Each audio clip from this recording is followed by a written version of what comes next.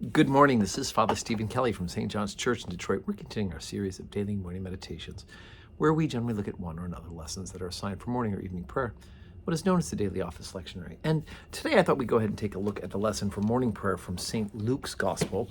We're in the 12th chapter, beginning at the 13th verse.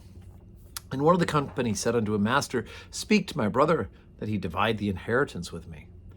And he said unto him, Man, who made me a judge or a divider over you? And he said unto them, Take heed, and beware of covetousness. For a man's life consisteth not in the abundance of the things which he possesses. And he spake a parable unto them, saying, The ground of a certain rich man brought forth plentifully. And he thought within himself, saying, What shall I do, because I have no room where to bestow my fruits? And he said, This will I do. I will pull down my barns and build greater. And there will bestow all my fruits and my goods. And I will say to my soul, Soul, thou hast much goods laid up for many years. Take thine ease, eat, drink, and be merry. But God said unto him, Thou fool, this night thy soul shall be required of thee. Then whose shall those things be which thou hast provided? So is he that layeth up treasure for himself, and is not rich toward God. Okay, so the key word here, of course, is covetousness, right? It's an urgent desire to possess and to control things above and normal, what would be reasonable and rational, right? Remember, all sin is a distortion of something of God's created goodness. It is a good thing to want to get ahead within reason. It's a good thing to want to possess things within reason. It's a good thing to want to be able to increase what you are able to do and able to earn within reason.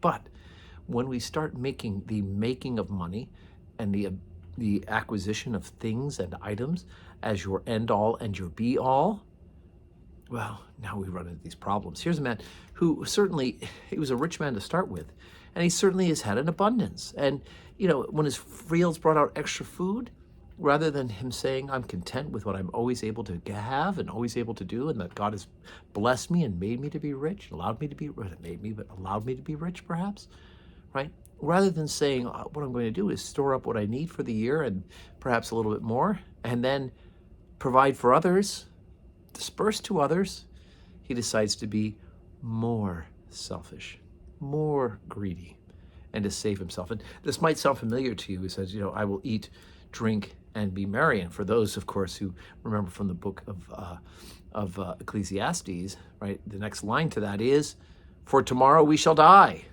right?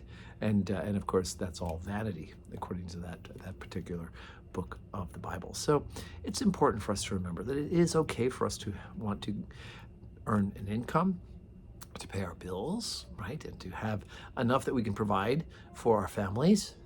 But once we make money and possessions the end all and the be all, we very quickly will find, and this is unfortunately so true, that what we do is we lay up treasures for ourselves and that we put God on the back burner.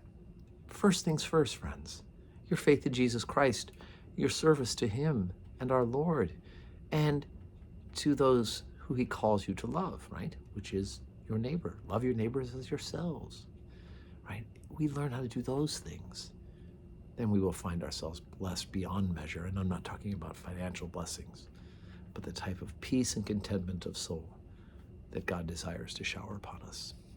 Okay, today's Wednesday, and it's a bit of an odd Wednesday. The Detroit Tigers have a daytime game today, and with all the conflict of traffic and opportunities for ministry over at the stadium, we're going to take it.